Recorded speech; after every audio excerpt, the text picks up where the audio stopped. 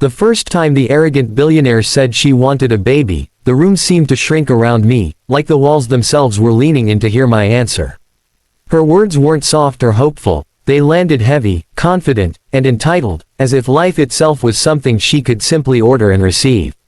In that moment, standing there as a tired single father with worn shoes and a heart already full, I realized this wasn't just a strange request.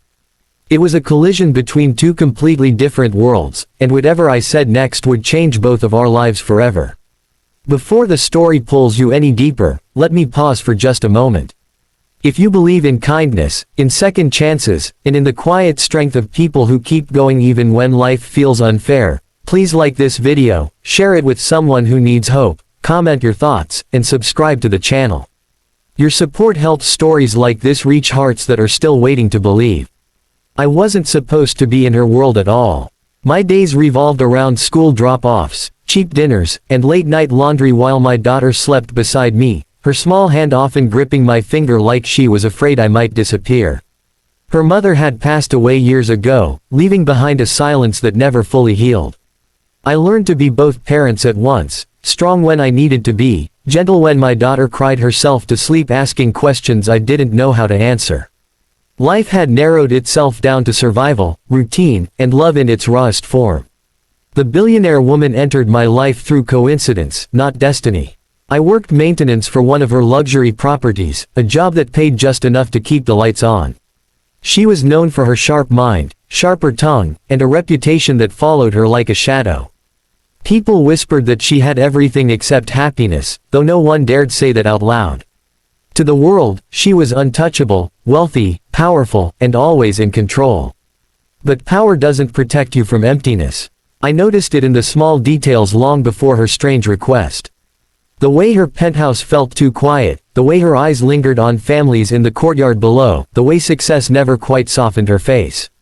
She treated people like transactions, including me, and yet there were moments, brief, unguarded moments, when her confidence cracked and something lonely peeked through. When she told me she wanted a baby, it wasn't about love or family. It was about legacy, about owning something permanent in a world where she controlled everything else. She saw me as convenient, healthy, responsible, already a father. In her mind, it was logical. In mine, it was heartbreaking. I carried her words home with me that night like a weight on my chest. My daughter was asleep, her school books scattered on the table, her favorite cartoon paused mid-scene. I sat there for a long time, thinking about what it meant to be a parent.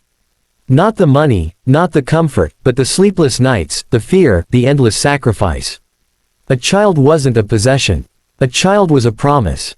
The next day, when I finally gave her my answer, I didn't raise my voice or bow my head.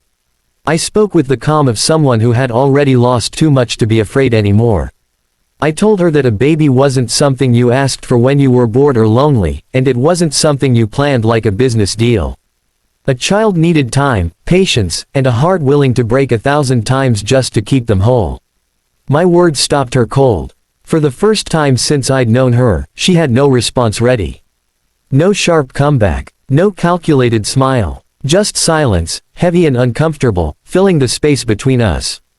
I walked away that day expecting consequences, lost job, anger, humiliation. Instead, what followed was something neither of us anticipated.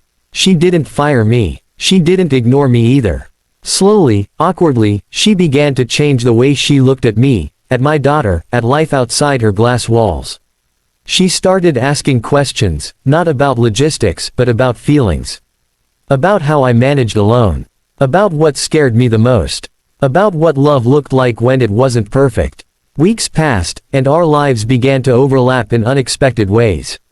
She saw me juggle work and fatherhood without complaint. She watched my daughter laugh freely, unafraid of my lack of wealth. And in those moments, the billionaire woman, the one the world feared, looked smaller, more human, like someone finally seeing what money could never buy. She admitted, not with words but with actions, that she had been wrong. That control had given her everything except connection. She started volunteering quietly, spending time with children who had nothing to offer her but honesty. The arrogance that once defined her softened, replaced by humility she didn't know she needed.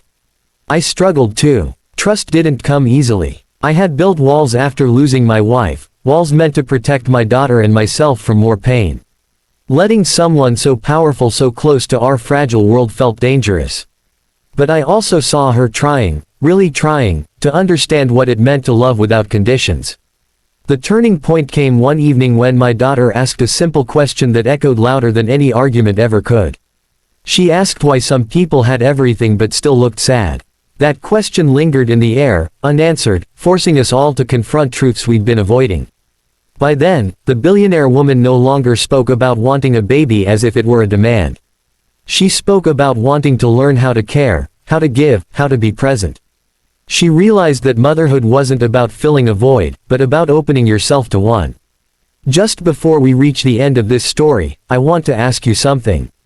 Please drop a comment right now sharing what you believe truly makes a family, money, love, or sacrifice. Your words might inspire someone reading them. In the end, nothing happened the way anyone expected. There was no dramatic contract, no rushed decision, no fairy tale transformation overnight. What happened instead was quieter and far more powerful. Two broken people from opposite worlds learned from each other. A child grew up watching adults choose kindness over pride. And a woman who once thought she could buy everything learned that the most valuable things must be earned with patience and humility. If this story touched your heart even a little, please like, comment, and share this video. Let us know that stories about compassion, growth, and second chances still matter. Your engagement keeps these stories alive, and reminds us all that sometimes, the strongest answer isn't a yes or a no, but the courage to speak the truth when it matters most.